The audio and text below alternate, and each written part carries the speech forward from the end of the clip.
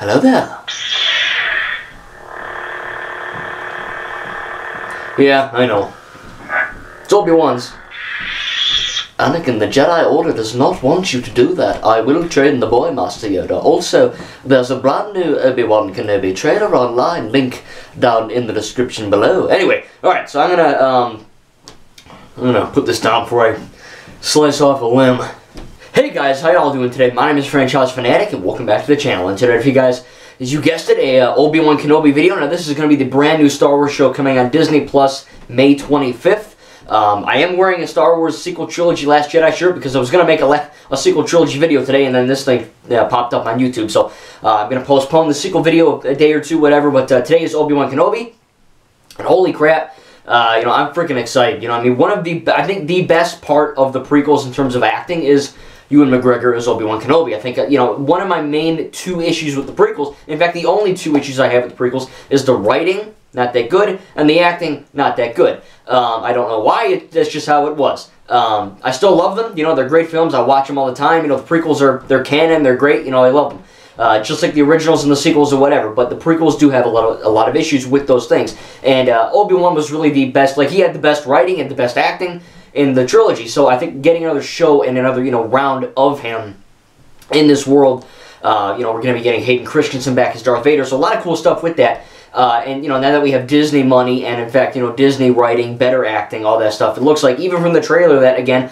link in the description, even the guy that played, like, you know, I think it was Joel Edgerton, and he was in the prequels as well, which is young version of Luke's, you know, quote-unquote stepdad or whatever, you know, they get burned alive. But I do think that that is very much a key element that they're trying to capitalize off of, you know, not only just nostalgia, but also just, hey, Obi-Wan's back, and they're trying to rescue, or he's trying to protect Luke and all that, and all this crazy shit happens. So the trailer kind of goes into that effect. It's not very long, it's only about a minute 50, minute 40, something like that.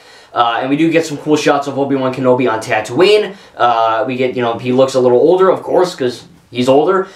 Still looks like Obi-Wan. You know, he doesn't quite look like Alec Guinness, which, I guess, whatever. But it is kind of neat that they're showing that. They're also showing the Inquisitors, or the Inquisitors, which is, you know, basically, for the most part, introduced in the animated show Star Wars Rebels. If you have not seen that, go check it out. It's a great animated show, great part of canon.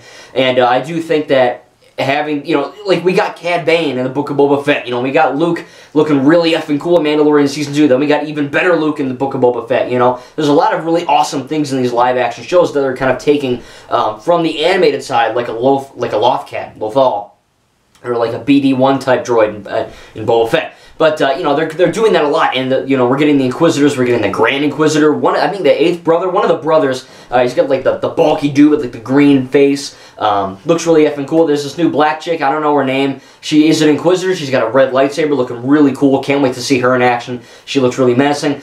We get a bunch of also, I guess, shots of, you know, the big, like, kind of like cube in the middle of the ocean or whatever, for, you know, the Inquisitors. So it's kind of like the Inquisitors are kind of going up against and trying to, because what they do in canon is, you know, they hunt and kill Jedi. That's kind of like their main prerogative. We've seen them, like I said, Rebels, Jedi Fallen Order, the video game, which is also canon. So it looks like Obi-Wan Kenobi's going to have his work cut out for him, trying to not only survive on Tatooine and watch over Luke and get rid of the Inquisitors. So, you know, I don't know if Obi-Wan is going to be going off-planet, because the whole point is that he was, you know, as Yoda did on Dagobah and as Luke did on Ahch-To, you get, you know, kind of a, I guess, solidarity in that idea that Luke is, or, you know, Obi-Wan is, alright, well, I'm going to stay on Tatooine and watch over Luke, but apparently he's not going to stay, he's going to leave, which makes sense because it'd be kind of a freaking boring show if every episode is just Tatooine, but I don't know how it's going to work. You know, so there's a lot of really unique things to talk about here, but it's not that long of a trailer. I kind of wish we had a little bit of a longer trailer. Obi-Wan barely effing talks. He just kind of looks at Luke,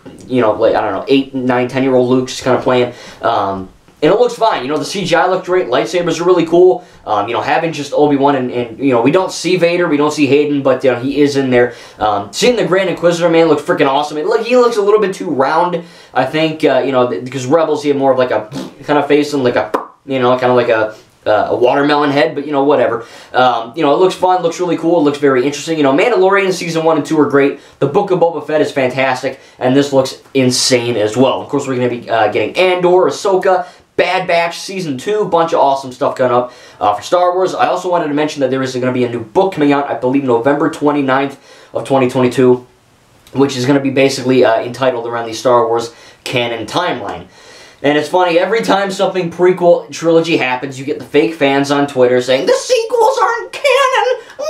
And, you know, they throw their little baby hissy fit. And it's really cute and funny. And to see, you know, see that there is this new book coming out that is literally about the High Republic, the prequels, the originals, the sequels, all the animated stuff, the video, basically everything canon, from movies to animated shows to video games to whatever. It's going to be in this book coming out again at the end of this year, and I'm looking forward to that. It's going to be awesome. So again, it's just really funny that every time something prequel happens or original, you know, you get these losers online saying the sequels aren't canon, but guess what? They are. They will always be canon, and same with the prequels. I remember, you know, I was born in '98, and Phantom Menace came out in '99, so you know, of course I didn't see any of the prequels in theaters because I wasn't old enough, but, you know, at that time, you know, the prequel hate was, it was like crazy, you know. I mean, George Lucas effed my childhood, and he raped my childhood, and all these horrible things, and, you know, Jake Lloyd's in frickin' prison or whatever, the guy who played Jar Jar Binks almost killed himself. I mean, there is a lot of hate, and people are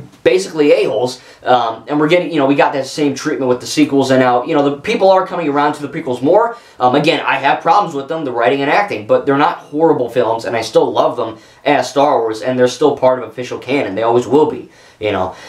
So I think getting more prequel content is awesome, especially because we're going to be getting better acting for the most part. It looks like that, looks that way.